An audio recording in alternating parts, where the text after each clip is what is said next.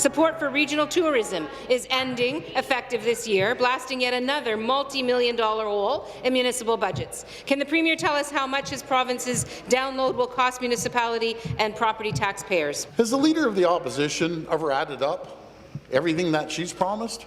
We're in a $15 billion hole. All the people, Mr. Speaker, all the people up in the stands there, everywhere else, they're $23,000 in debt.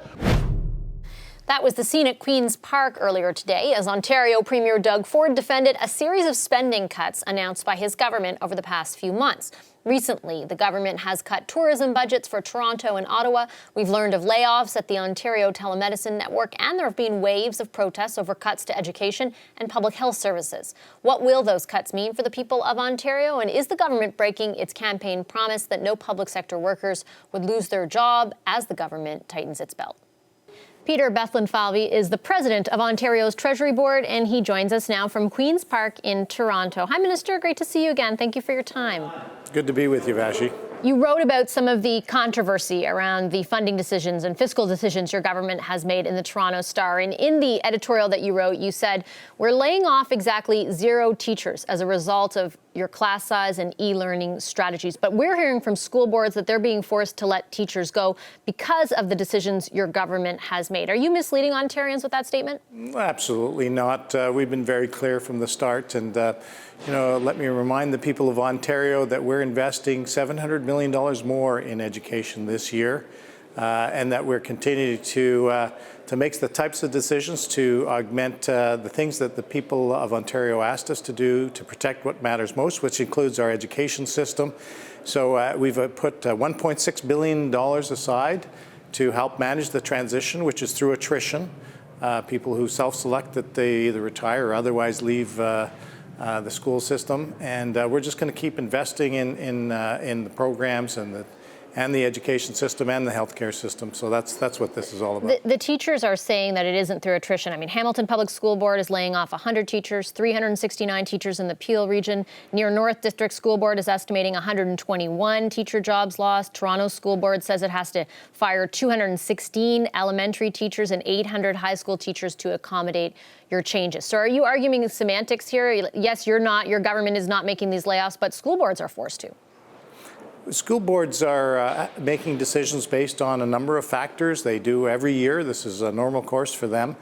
I think what it's important for the people of Ontario to know is that we're continuing to invest in the healthcare system, specifically here in the education system. We have to protect what matters most. And frankly, when you inherit a $15 billion deficit, when, as my colleague, the Minister of Finance, talks about how the previous government left us with spending $40 million a day more than they're taking in. I'll add to this the interest expense on the debt that we inherit is $30 million a day. So to make sure that these programs, our education system, our healthcare system is not only here today, but is here for tomorrow is what this is all about. I understand the point you're making about the size of the deficit, but the money that you're investing, the slight increase in education funding, won't match inflation. And you know the argument that you're hearing from parents, for example, or from members of the opposition who are worried that you're going to balance this budget on the backs of the education of their children. Just the opposite. I've heard from many of my constituents in Pickering, and they keep telling me that they want us to invest in programs that support the types of skills that allow their kids to be successful in the economy of tomorrow.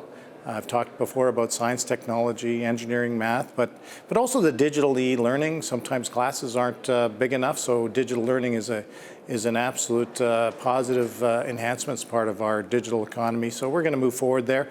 So I've heard from a lot of, including teachers, frankly, who are very supportive, and we got elected by all the people of Ontario to make some tough decisions around spending. We found a lot of efficiencies. I've been on your program before talking about those types of efficiencies. We just ask all our partners. 92% of our program spending is paid to others, municipalities, universities, schools, and hospitals. So we're asking them to find the efficiencies, the administration, the overhead that doesn't flow to the front lines, and make sure the frontline program people and services are supported. But that could result in job losses, and it clearly with school boards has and will continue to do so. Your government in the campaign made a very simple promise that no jobs would be lost. You've broken that promise now. We have not broken any promises, and in fact, as I said, we've continued to set aside money to help transition to the different realities for the attrition that could occur. We've put $1.3 billion into capital repairs just this year for schools, $13 billion over the next 10 years.